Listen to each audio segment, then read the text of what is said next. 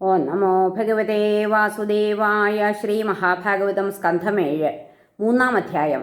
ഹിരണ്യകശിപുവിൻ്റെ തപസ്. നാരദൻ പറഞ്ഞു: വെമ്പി ഹിരണ്യകശിപു അപ്രതിദ്വന്ദ്ി ഭൂപതേ, അജയ്യനേകാധിപതി അജരാമരനാകുവാൻ മാനം നോക്കി കൈയുയർത്തി കാൽ തള്ള വിരൽ ഊഴിയിൽ ഊന്നി ഘോരതപം ചെയ്താനവൻ മന്ദരസാനുവിൽ ജടാധാരിയവൻ സംവർത്താർക്കനെപ്പോൽ വിളങ്ങവേ പൂകി സ്വസ്ഥാനങ്ങളെ പണ്ടൊളിച്ചോടിയ ദേവകൾ തപസ്സാൽ ഭൂപശിരസിൽ പുകഞ്ഞാളിടും അഗ്നികൾ പാളിപ്പടർന്നു മുപ്പാരും ചാമ്പലാക്കും വിധം ക്ഷണാൽ ആഴിയും നദിയും ക്ഷോഭിച്ചാടി ദ്വീപുകൾ അദ്രികൾ പത്തുദിക്കൊത്തൂഴി അറ്റുവീഴുകയായി ഗ്രഹതാരകൾ ചുട്ടുപൊള്ളുകയാൽ ബ്രഹ്മലോകം പൂകിയ ദേവകൾ ബ്രഹ്മാവിനെ ധരിപ്പിച്ചു ദേവദേവ ജഗൽപതേ.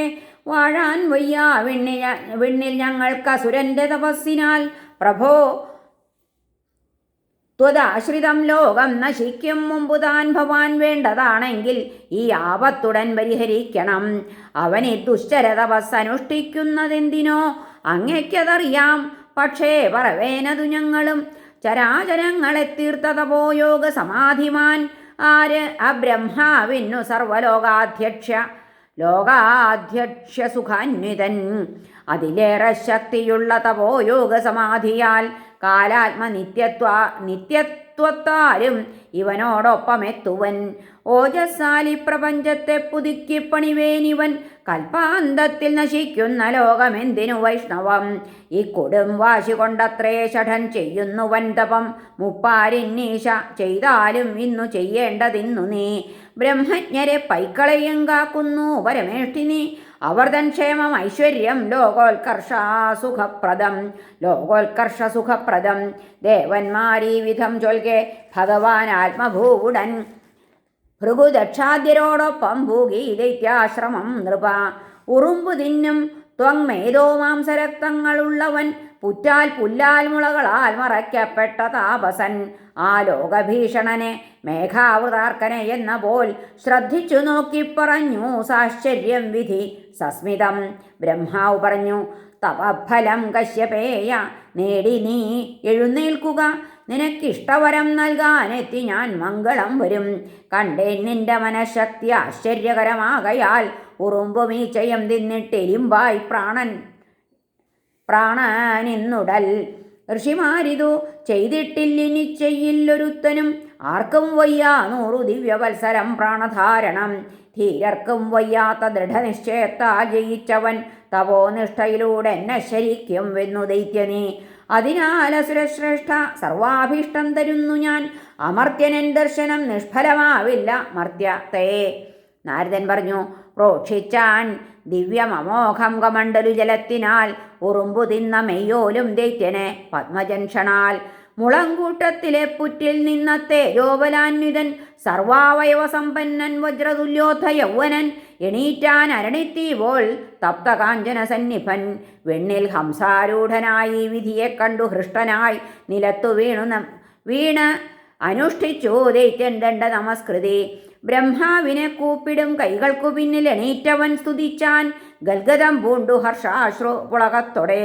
ഹിരണ്യകശിപു പറഞ്ഞു: കൽപ്പാന്തത്തിൽ കാലഗത്യാ തമസ്സിൽ പൂഴുമൂഴിയെ സ്വയം ജ്യോതിസവൻ സ്വന്തം തേജസ്സാൽ തെളിയിപ്പിതോ. ഗുണത്രയത്താലാർ ചെയ്വൂ സൃഷ്ടിസ്ഥിതിലയങ്ങളെ. രജസത്വ തമോയുക്തൻ അവൻ എൻ്റെ നമസ്കൃതി. ആദികാരണമേ ജ്ഞാനവിജ്ഞാനങ്ങൾക്കു മൂർത്തി നീ.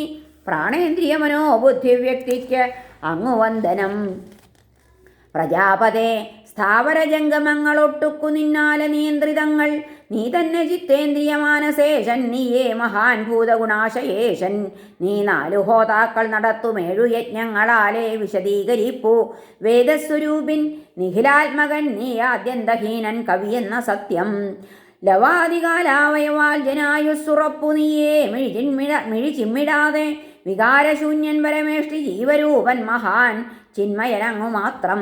നീ എന്നിയേ കാരണമില്ല കാര്യമില്ല ചരം സ്ഥാവരമൊന്നുമില്ല.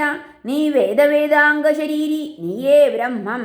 ഗുണാതീത ഹിരണ്യഗർഭൻ ലോകം വിഭോ നിൻ വിശദസ്വരൂപം. അതീന്ദ്രിയജ്ഞാനമനോ ഗുണത്തെ ഭുജിക്ക് വാഴ്വൂ പരമേഷ്ടിയാം അവ്യക്താത്മകൻ നീ പുരുഷൻ പുരാണൻ അനന്താവ്യക്തരൂപത്തിലെങ്ങുമെങ്ങും നിറഞ്ഞവൻ ചിത്തചിത്തം ചേർന്നവന ഭഗവാനു നമിപ്പു ഞാൻ അഭീഷ്ടവരം ഏകാനങ്ങിച്ഛയ്ക്കിൽ വരദോത്തമ നിന്നാൽ സൃഷ്ടന്മാരിൽ നിന്നു സംഭവിക്കരുതെൻ മൃഗം മനുഷ്യൻ പകലും രാത്രിയും മഞ്ഞിൽ വെണ്ണിലും പുറത്തകത്തും വെച്ചെന്നെ വധിക്കല്ലൊരു ശസ്ത്രവും ജീവാജീവങ്ങളും ദേവാസുരരും സർപ്പരാജിയും കൊല്ലാത്ത മട്ട് അജയ്യത്വം ധരികേകാധിപത്യവും ഒരിക്കലും നശിക്കാത്ത തപോയോഗപ്രഭാവവും അങ്ങയ്ക്കും ലോകപാലർക്കുമുള്ള മാഹാത്മ്യവും തരൂ.